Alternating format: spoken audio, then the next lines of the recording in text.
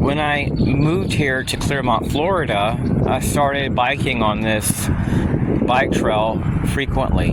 And then I started getting harassed.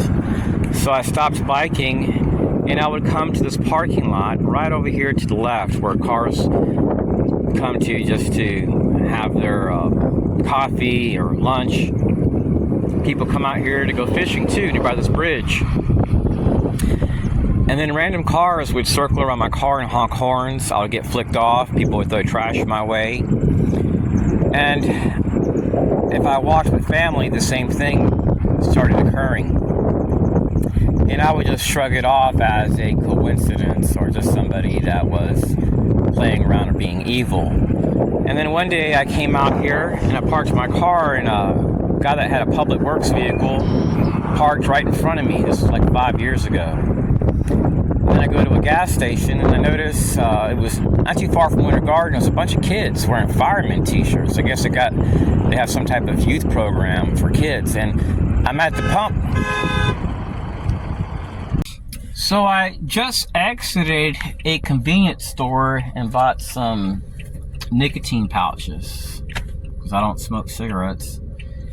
And this guy was driving against the road right in front of the convenience store, and he comes to a full stop and he's honking the horn. There's nobody else around, like not one car out there. And the guy that's the cashier came out to take his break and smoke a cigarette, and he's like, "Do you know this guy?" He's just sitting there honking the horn and waving at me. And I told him I've never seen this guy before a day in my life. He had a white car. So a little while ago, I was e-biking, it was like around 4 hours ago, and this guy in a white car that I've had weird experiences was doing the same thing. About an hour and a half ago, I was doing some of my schoolwork. I'm working on earning another degree in AI engineering, and for some odd reason, at my age, they had me taking American history. I'm acing through it. So the topic was based on the terrorist watch list. And it talks about how overreacting is part of the terrorist watch list process. Then I went to DeepSeek AI to ask more questions.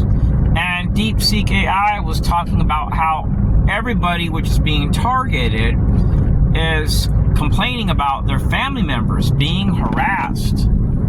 And it's becoming a common trend. And the reason why this is happening is because versus just targeting the target, all acquaintances, your girlfriend, your wife, your friends, they're not so much being terrorist watch listed, but they're being added because this helps to justify this movement based on mobbing people, utilizing interagency partners.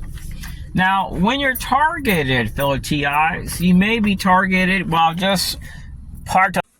I moved here 7.5 years ago from Austin, Texas, because I was told by multiple sources, some which had top secret clearances, one which was a relative that died during COVID that worked for the DEA in Puerto Rico, that I was being targeted by the CIA.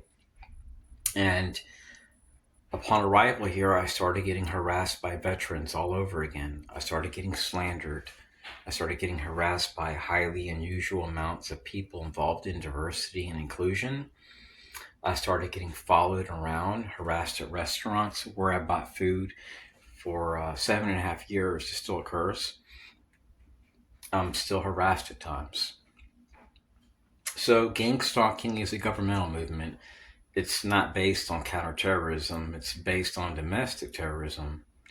And what's occurring is people are starting to figure out that a lot of what they've been told is a bunch of BS. To justify all this harassment, they have to make lies to justify what they're doing. If I seek political asylum, please leave me alone. I don't want to deal with your garbage no more.